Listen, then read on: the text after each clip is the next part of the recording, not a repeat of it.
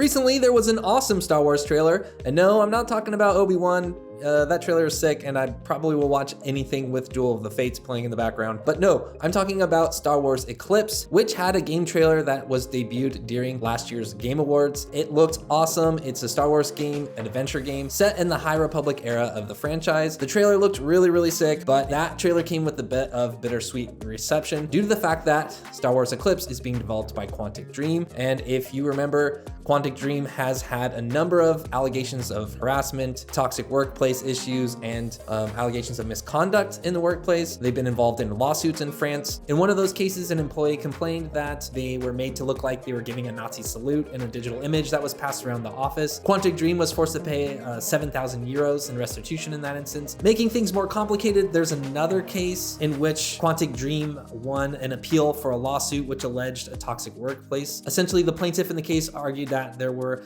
digital images circulated around the studio which rendered staff members in sexual scenes or in Nazi uniforms, so similar to the other one. And what's weird about this case is the Paris Court of Appeals didn't rule that those images weren't passed around. They only ruled that the images involving the plaintiff weren't homophobic, racist, or degrading toward that particular plaintiff. Another thing to note in that case is that the court said there was no link between the publication of those images involving other staff members and the reason for the plaintiff actually leaving Quantic Dream. The person who brought the lawsuit forward essentially was saying they quit because of a toxic workplace, but they didn't connect the dots in the right way during the lawsuit, which allowed Quantic Dream to appeal it. But the circumstances for that appeal don't necessarily prove that Quantic Dream isn't or wasn't a toxic place to work. And also, if you look back throughout the studio's history, there's been controversial things that have been said by David Cage, who's, the studio's director, who will be heavily involved with the writing process on Star Wars Eclipse. Now, to make things even more complicated, there's a story on VentureBeat.com written by Dean Takahashi that says how Quantic Dream defended itself against allegations of a toxic culture. It's a pretty extensive write-up of the 2018 allegations that initially surfaced and what had happened with all of these pictures circling around the office. Apparently there was one employee who would make these photo montages on his break of different employees.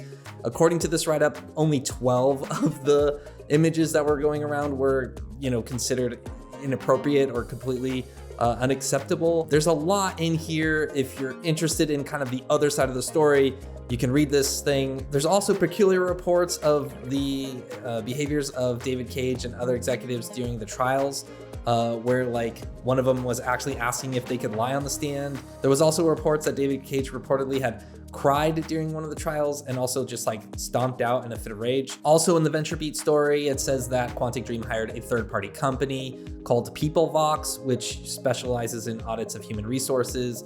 They did a survey with 74 questions, and according to David Cage, who's quoted in the story, 96% of the responses from employees mentioned the good atmosphere in the studio is what they liked most about the company. 94% said they were particularly proud of working at Quantic Dream, and 96% said they trusted the management, and the satisfaction grade of the company reached 94%. So it's been a big mess since 2018, since the allegations kind of surfaced, and there's a lot of back and forth here, but that's not what I wanted to focus on. What I really wanted to spotlight is this report on Xfire.com by Tom Henderson. The headline for the story reads, Quantic Dream struggles to hire for Star Wars Eclipse, release aimed for 2027. And that's really far away considering we just saw a trailer for it at the Game Awards last year, which is pretty wild. You're probably wondering, why show a trailer for a game that's 3 to 4 years away? And the answer generally is studios will make these kick-ass cinematic trailers to get people excited about the game, but also to get developers excited about the game who might want to come and work on it.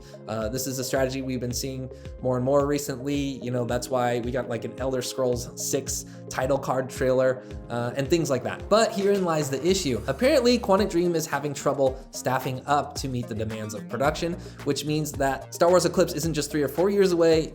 It could be even 5 or 6 years away. To summarize, the writer of the story, Tom Henderson, actually tweeted when the Star Wars Eclipse trailer first came out that he had inside sources saying the game was going to take at least 3 to 4 years to make. So that's, 2025, 2026. Now, the update here is that because Quantic Dream is having a very hard time staffing up and hiring the developers they need to actually work on Star Wars Eclipse, according to an internal source, it looks like Star Wars Eclipse is likely going to be released around 2027 or 2028. That's a while, that's a ways away. We might as well just forget that we ever saw this trailer if you were excited for this game to come out. What's worse though is there's a lot of research here that Henderson did around the positions that Quantic Dream is hiring for, and this stuff gets wild. I think this report is really underrated, and it's why I wanted to spotlight it. So the story points out that Quantic Dream had more than 60 job openings in France, and if you fast forward to today, 3 months following the game's announcement, it's still the case. There's 67 jobs available in Paris for Quantic Dream. There's a screenshot here of the Quantic Dream hiring page, and you can see all the jobs listed, but it gets more interesting. So it looks like Quantic Dream has been manually updating the published on date shown on each of the job advertisements in order to make them appear more recent. So as of today, the oldest published on date for a Quantic Dream job vacancy listing is the start of February 2022. But when they looked back using an internet archive tool, which basically snapshots any update to a web page, they found that the exact same positions on the exact same URLs with the exact same wording had in fact been published by Quantic Dream, in some cases nearly 2 whole years earlier for senior positions. So that's pretty wild. Apparently the reporting around the conditions and the testimonies from former employees from Quantic Dream have in fact impacted the studio's ability to hire talent to work there. And that's been lasting for, according to this, years at this point. So if you question any of this, Xfire has all the comparison screenshots here. You can see, if you click through to each one, you can see the different job postings. They're in French, Quantic Dream is a French studio.